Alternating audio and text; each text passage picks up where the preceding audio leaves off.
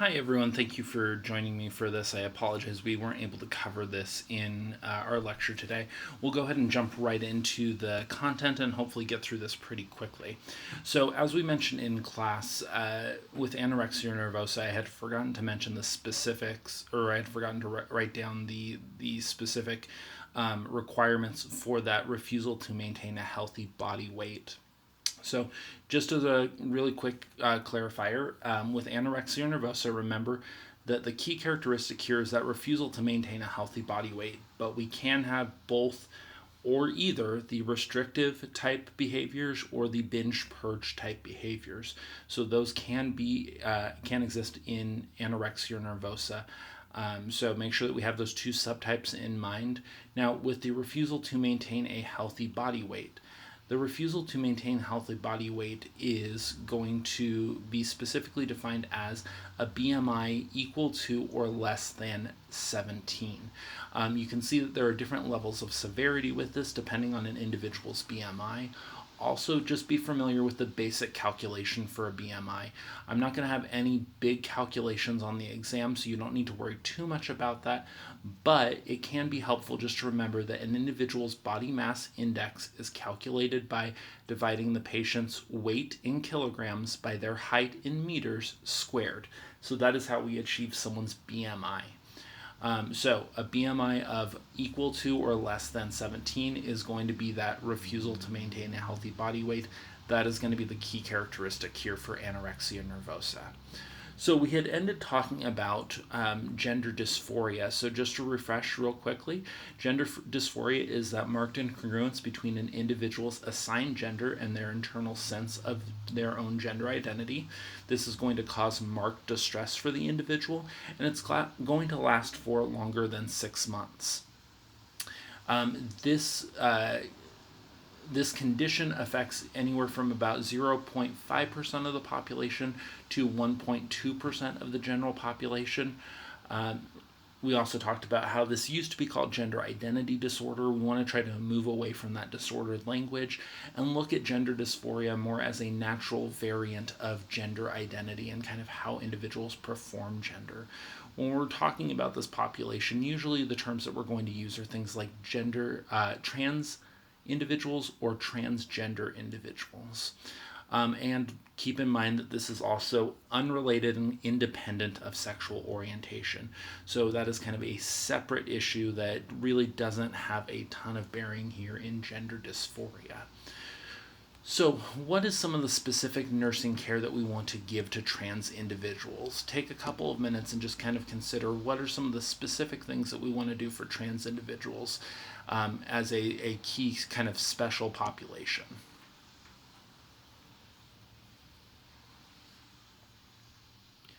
So some of the things that we want to do are we want to make sure that we're using appropriate terminology. So these can be things like the patient's preferred name and their preferred pronouns. Matching their vocabulary can be very helpful.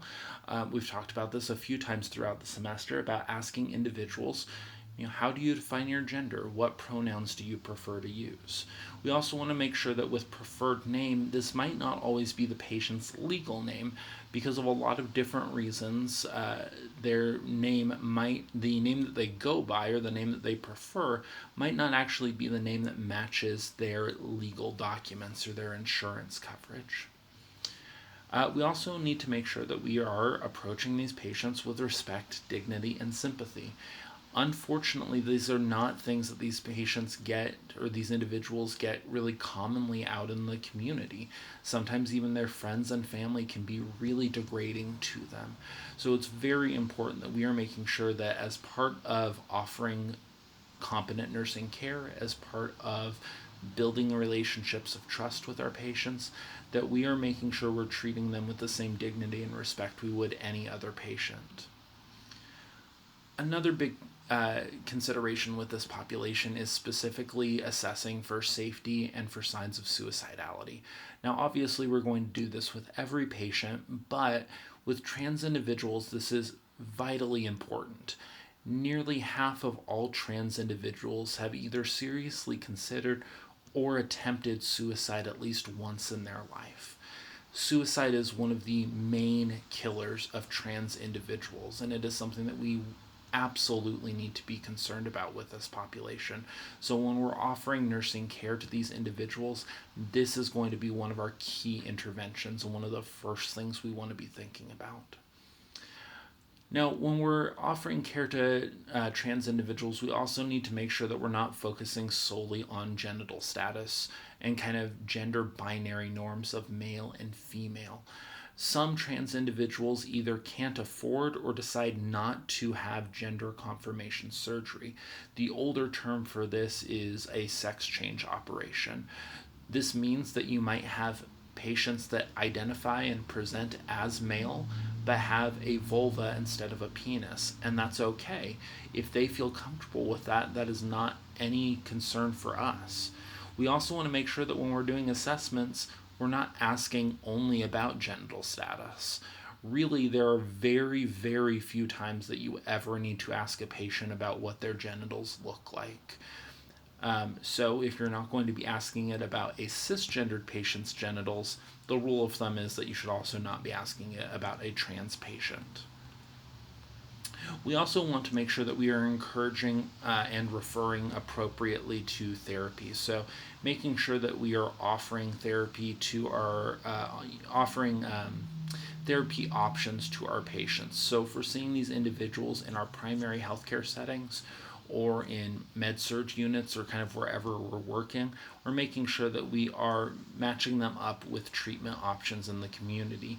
Again, because we know that suicidality is a very, very large risk factor for this population is also at higher risk of suffering things like depression, anxiety, and other related disorders.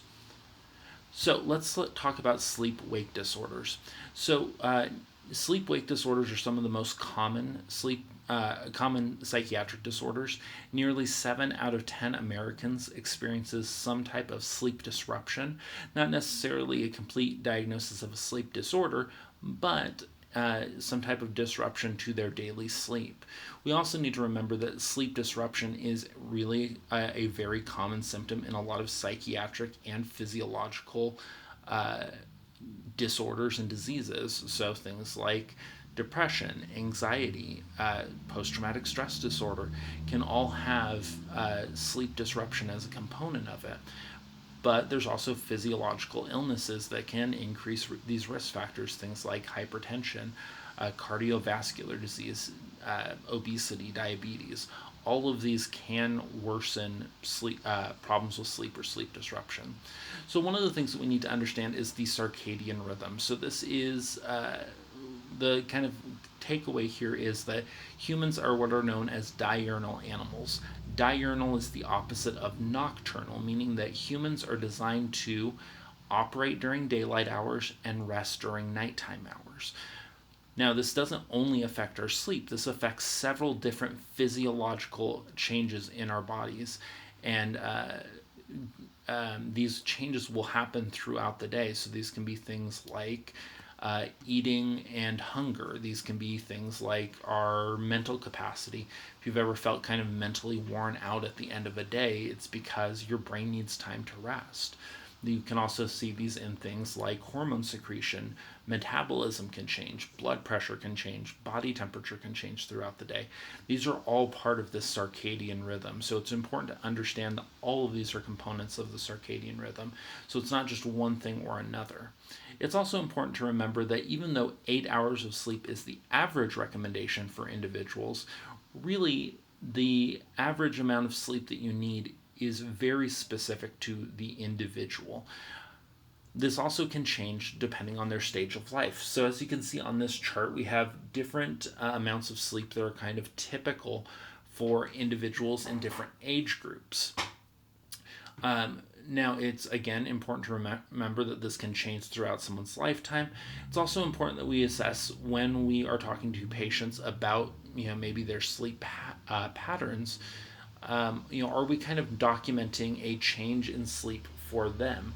So if I have a patient that is 18 to 25 and they're saying that they're sleeping 11 hours a day, that might sound like a lot to me, but we can see that 11 hours a day can actually be a common amount of sleep for individuals in that age category. So we need to ask the patient, is that too much sleep for you? Is that more than you typically get? Are you usually sleeping 7 hours, but now all of a sudden you're feeling like you need 11 hours of sleep to get by? So again, making sure that we're asking specific questions to our patients. We also need to understand that not all sleep is created equally. So there are different stages of sleep. These different stages of sleep are characterized by different specific brain patterns that we see. And these stages of sleep are not always linear, meaning that you can kind of jump around between different stages. So as we can see in our graph here, we see different stages of sleep and kind of how our body moves throughout sleep through these sleep stages throughout the night. Now, the way that we measure these different brain patterns is with what's called a EEG or an electroencephalogram. We talked about this earlier in the semester, and generally this is part of what's called a polysomnography. This is a way that we can monitor sleep looking at several different things. So we will look at recording brainwave changes with the electroencephalogram. We'll also look at eye movement with the electrooculogram. We can look at muscle tone with things like an electromyogram.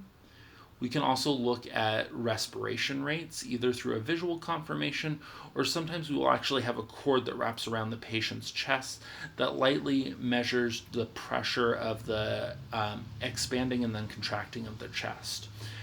Sometimes an EKG will actually be incorporated in this because we know that there's going to be changes in blood pressure throughout the night, also in body temperature. We can also look at things like leg movement and kind of just general body restlessness. Now, when we're documenting problems like insomnia, we need to make sure that we're asking follow-up questions for our patient.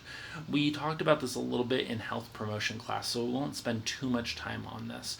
But it's important to remember that if I'm, as a nurse, just documenting, oh, the patient reports insomnia, that's not enough information. Insomnia can mean several different things, so we need to ask patients, okay, well, is this difficulty falling asleep? So is it initial or sleep onset insomnia?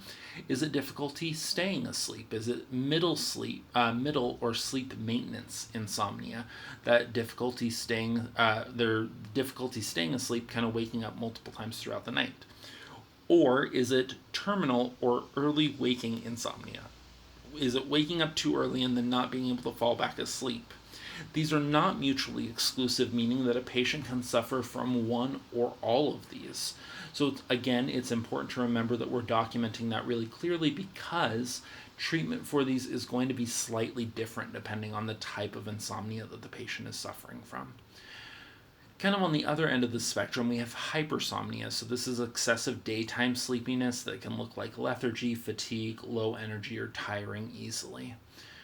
We also have what are called parasomnic disorders. We'll talk about these a little bit more in detail, but these are going to be conditions that are characterized by abnormal or unusual behaviors associated with sleep. So things like sleepwalking, sleep tremors, sleep eating, or sexsomnia.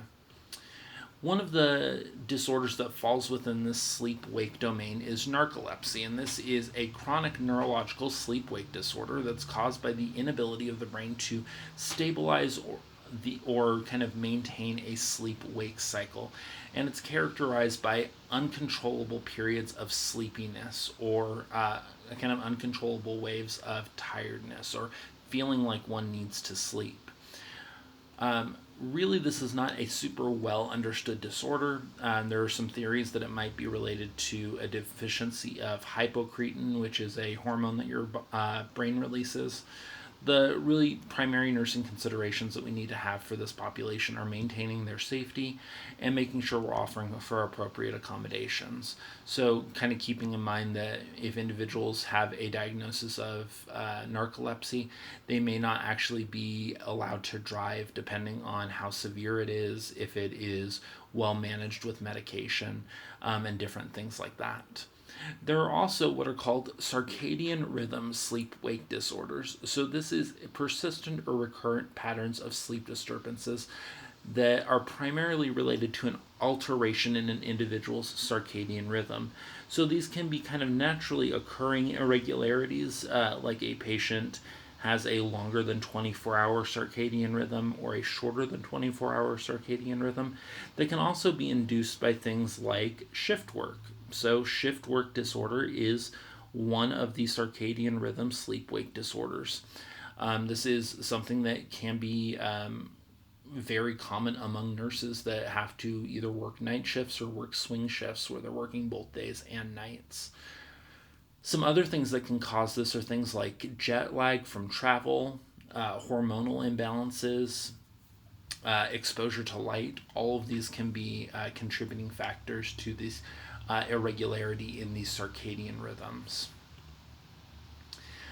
Some of the parasomnic disorders that we talked about in an earlier slide are one of the ones we want to be aware of is restless leg syndrome. This is where individuals have an uncomfortable or unpleasant urge or sensation in their lower extremities. This often interferes with sleep. We also have what are known as non-REM sleep arousal disorders. So these are parasomnic disorders where individuals will sleepwalk, have sleep terrors where they're kind of thrashing around in their sleep, sleep eating where they're actually getting up and consuming food while they're still asleep, or sexsomnia where individuals are initiating sex while still asleep. These can be difficult to manage, and again, really the biggest thing that we want to do is try to maintain patient safety, make any accommodations that are necessary. So it might be locking doors to patients' rooms if necessary, or kind of making sure that we're creating a way to reorient them if they are awake and walking around. Sleep apnea is going to be one of the big considerations that we want to have in this sleep-wake categorization. So with sleep apnea, this is going to be characterized by periodic cessations of breathing or apneic episodes. This ends up resulting in non-restful or non-restorative sleep regardless of the amount of sleep that the patient is getting. So that is one of the key characteristics here. Patients will usually come in saying, I'm sleeping 8, 9, 10 hours at night and I still wake up feeling exhausted. Some of the common kind of manifestations of this, or the common kind of correlating findings that we find with this population, are going to be things like snoring, obesity, daytime fatigue, hypersomnolence, cognitive impairment, and mood dysregulation. So this is another important distinguishing characteristic that we need to be aware of is these symptoms can look very much like major depressive disorder. So we need to ask patients really careful questions about these other issues. The reason being is that if we have a patient that has a dual diagnosis of obstructive sleep apnea and major depressive disorder, and we are only treating the major depressive disorder, we are not going to have adequate symptom relief because we're only treating part of the issue. Now, there are two different subtypes of sleep apnea. There's central sleep apnea and obstructive sleep apnea. Central sleep apnea is related primarily to signaling in the brain where the brain is not recognizing the oxygen and carbon dioxide levels of the blood, and so it's not sending signals to actually cause the respirations to continue in your body. There are other fail-safes in your body, so it's not just one part of your brain that's responsible for this. So there are other parts of your body and your brain that are going to then kick in and respond and actually create the sensation to breathe. That is a much less common type of sleep apnea. The much more common type is going to be obstructive sleep apnea. By quite a large margin, this is what we're going to see primarily in our practice. So obstructive sleep apnea occurs when we have an example here of a healthy sleep, a patient with what we would call healthy sleep, where their upper palate and their soft palate are keeping their airway open. Their muscles are relaxed, but not so relaxed that they're closing the airway. With obstructive sleep apnea, we actually see that problem arising where their muscles are so relaxed that they are actually closing off the airway because of gravity. So what happens is your body recognizes that you're not getting enough air. You go into a little panic mode. Your body arouses itself enough that you are able to then start breathing again. You may wake up completely because of these apneic episodes, or you may only slightly wake up or kind of get to a lower stage, a lower sleep level. So it kind of becomes a problem because, again, you're not getting that deep, restful sleep, and it's resulting in you feeling tired throughout the day, regardless of the amount of sleep that you're getting. Now, the assessment that we want to do for individuals with suspected of sleep apnea is what's called stop bang. So, stop bang is going to be S for snoring. R is the patient snoring. Are they feeling tired throughout the day? Have there been any observed cessations of breathing? So, any observed apneic episodes, either a partner sleeping with them or maybe a parent watching a child sleep? Do they have high blood pressure? What is their body mass index? So the greater the body mass index, the higher their risk for sleep apnea.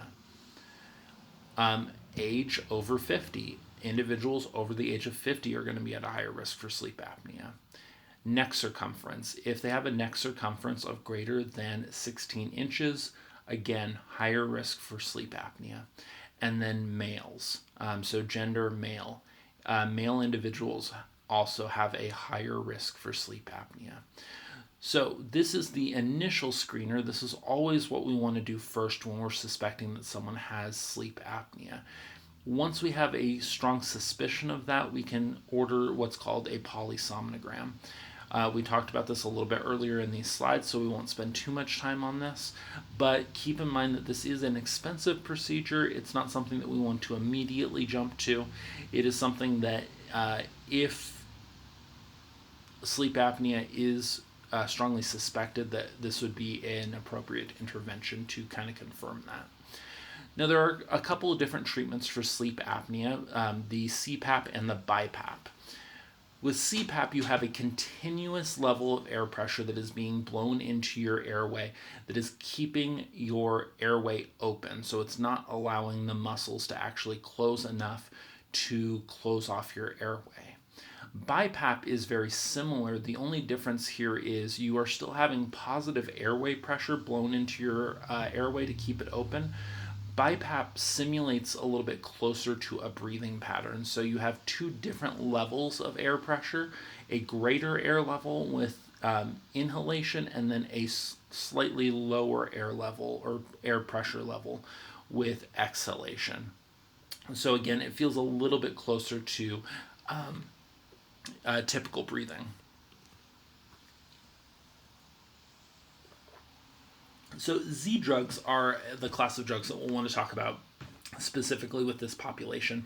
So Z drugs are very similar to benzodiazepines. Sometimes they're referred to as non-benzodiazepine hypnotics. These are called Z drugs because a lot of the medications in this class actually start with the letter Z. So we have things like zolpidem, zopiclon,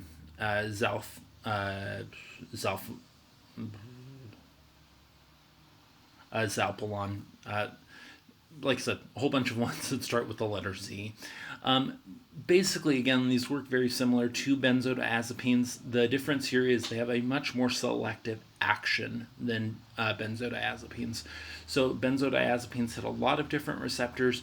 Z drugs tend to hit very specific GABA receptors that help induce or promote sleep. So basically what we're seeing is we have better results with fewer side effects.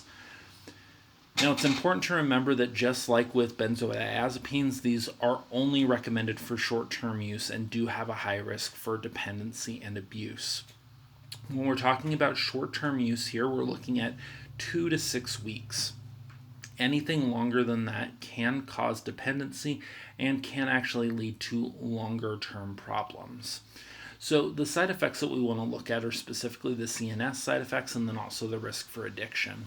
So with CNS side effects, a lot of times individuals will have either daytime sedation or disturbances in their sleep cycle, meaning that they are sleeping longer than they typically were, they're waking up feeling groggy or feeling kind of out of sorts. Individuals can also suffer from things like cognitive dulling, difficulty concentrating, or mood dysregulation. This is important to remember because we have a lot of individuals that can suffer from depression or major depressive disorder that have insomnia as one of those components. It's important to remember that Z drugs are not a good option for that population because they can actually make some of the symptoms of depression worse. There are also things like memory impairment, dementia, and delirium. This is why these medications, Z drug medications, are not safe for geriatric patients. With older patients, you have a much, much higher risk of all of these side effects. You also have a higher incidence of things like falls. So, with older individuals, Z drugs are not going to be a good medication option. And again, as we talked about with benzodiazepines, there is a risk for addiction. Again, very similar to alcohol. There's the risk for tolerance and dependence. So 2 to 6 weeks is the max. This means that when we're talking to our patients about starting these medications, part of the education that we need to do is making sure that the patient really clearly understands what the course of treatment is going to be, when they are stopping the medication, when they are feeling better, what the medication is meant to help out with. Some other alternative pharmacological agents are things like atypical antidepressants like trazodone or mirtazapine. Again, these were both originally developed as antidepressants.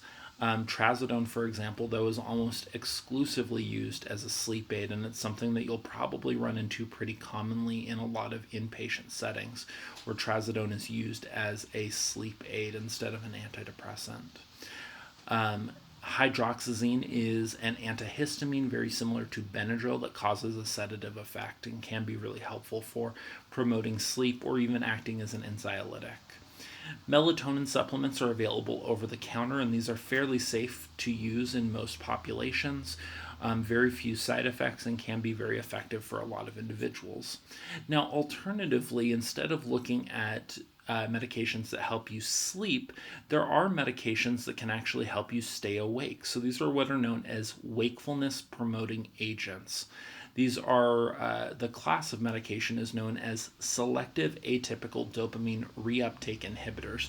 So if we think of the things that dopamine helps out with, alertness, energy levels, executive functioning, making sure that we're staying on task, these can be really effective for treating things like hypersomnia, narcolepsy, and alertness promotion. These can also be helpful for treating shift work disorder, especially with nurses, for example, as a population that has to switch back and forth between nights and days. The wakefulness promoting agents can be really helpful in treating that. So what is sleep hygiene? So we've talked about sleep hygiene in our health promotion course, so I'm not going to spend a ton of time on this. What you do need to be familiar with is what are some good sleep hygiene recommendations, what are some things that you want to avoid, why are specific recommendations helpful, and kind of what are some natural ways or some maybe habits or lifestyle changes that can help naturally promote and effectively treat sleep dysregulation or sleep disruptions. The other thing that we want to talk about just briefly is what are dreams. Now, this isn't going to be on the actual exam because really with dreams, we don't kind of know what they are. We have a lot of theories about dreams and what they are. There are some older kind of Freudian psychoanalytical theories about dreams being a subconscious wish fulfillment or having some type of hidden secret or meaning behind them. If you're having a lot of dreams about cigars and about trains going into tunnels, then that must mean that you're sexually repressed. There's other kind of, I would say, better physiological explanations for dreams. There are some theories that maybe this is involved in memory consolidation.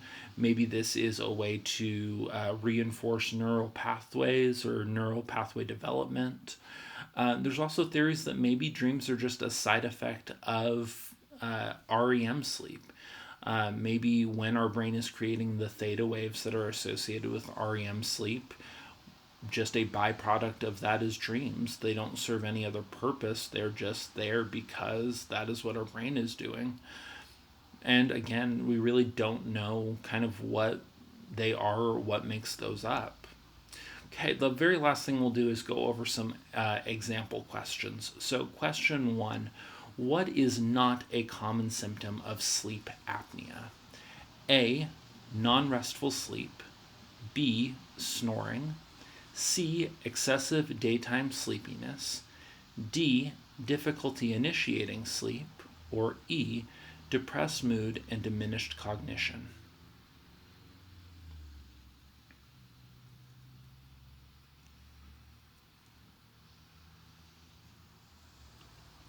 So the correct answer here is D. Difficulty initiating sleep is not a common symptom of sleep apnea. Remember, with sleep apnea, it is difficult. It's those periodic cessations of breathing during sleep hours or during rest. So what we end up seeing a lot is non-restful sleep, snoring.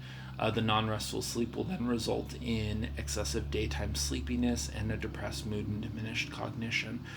Difficulty initiating sleep is not a part of this condition. That is going to be initial sleep apnea. Or, I'm sorry, initial insomnia or sleep onset insomnia. I apologize for that. Question 2. Jack has always felt uncomfortable identifying as male. When at home, Jack would dress in feminine attire and apply makeup and perfumes to enhance the sensation of being female. 2 days ago, Jack's wife found him sleeping in a woman's nightgown with makeup on. Jack's wife became enraged and told him to leave the house. He was just admitted to your inpatient psychiatric unit. What is a priority nursing action for this patient? A, initiate hormone therapy. B, assess for suicidal ideations. C, order a CT scan to examine for the presence of neurological abnormalities. Or D, encourage Jack to define his sexual orientation.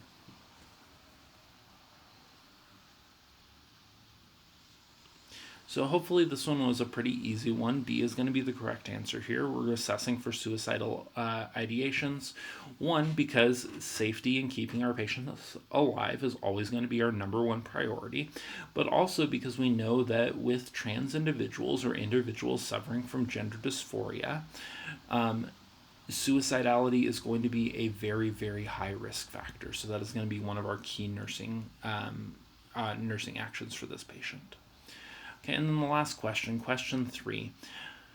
The most common distinguishing differential diagnostic criteria between anorexia nervosa and bulimia nervosa is A, presence of binge-purge behaviors, B, the individual's body mass index or BMI, C, the gender of the patient, D, presence of caloric restrictive behaviors, or E, age of symptom onset.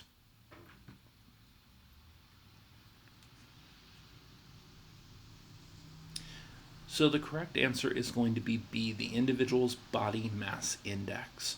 Remember that with both anorexia nervosa and bulimia nervosa, we can have the presence of binge-purge behaviors because anorexia nervosa has those two subtypes, the binge-purge type and the caloric restrictive type. The key distinguishing characteristic is individuals diagnosed with anorexia nervosa have a lower BMI, so they have a refusal to maintain a healthy body weight, which means a BMI of equal to or less than 17. Individuals with bulimia nervosa generally are going to either have a healthy body weight or be obese or overweight. Okay, thank you so much for taking the time to view this video. I wish all of you good luck on the exam. If you have any questions, please feel free to reach out and ask me. Thank you so much. Bye.